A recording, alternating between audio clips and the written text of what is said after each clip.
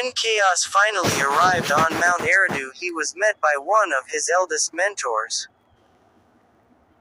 The Kundalini Drago, which was known as one of the greatest forces of nature. The Drago was the living manifestation of the south wind, and his sacred rhythm was the motion of the jigsaw.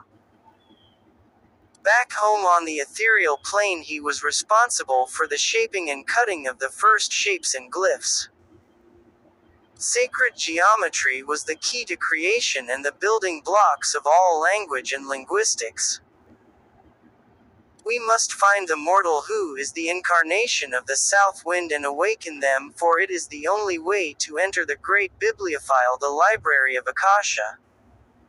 In that realm the Akashic records are stored and protected.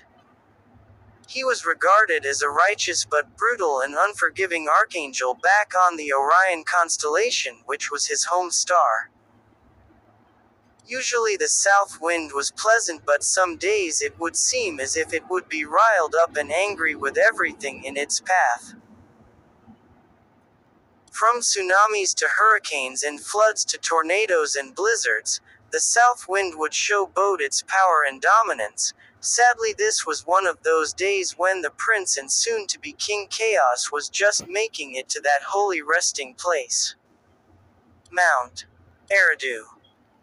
Most angels had wings like birds and some had scales like dragons, but Chaos had his grandfather's wings of fire and ice. It seemed sort of like crystals and diamonds everywhere on his body, like a sort of beautiful battle armor fit for a king. The eternal flames engulfed the coldest ice, which has never stopped burning, and the eternal pressure had crystallized his skin into a pressurized type stone more valuable than gold, vibranum, and every other material known to mankind. Chaos was very intimidating, and early that morning the south wind felt the need to challenge the prince. He wanted to know if Chaos was truly the youngest descendant of the Wilders, or was he just a mere man. Unaware of this test at hand, Chaos was hovering over the ocean, meditating and aligning the chakras so that he could regain communication with his family back home, when the strongest winds he had ever felt came across the waters and began hurling his body in a magnificent spiral.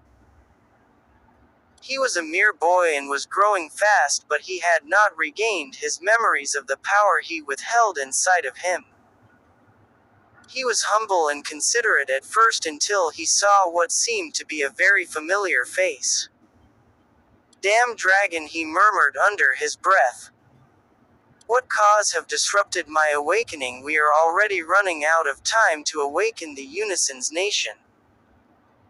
"I don't have time for your games," said Chaos in a very agitated, godlike voice. He felt a chill run up and down his spinal cord, and a melody so familiar played out in his head, and not only he but another with him spoke together at once and said, "Enough, beast, be still," and a dreadful thunder roared across the sky and cracked the sound barrier, and the entire sky instantly turned to fire, and every eye that could see the giant dragon falling from the sky like a fiery comet or falling star, and in an instant the sky and the seas were back at peace and blue skies were all around again.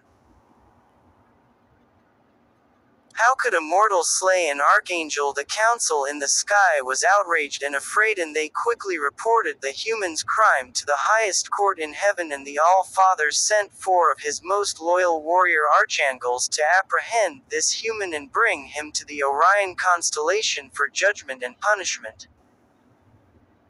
Fa the matriarch honor roll the cherubim, heads the wise hermit, and to everyone's surprise even the great king sage himself went with them to apprehend the mortal.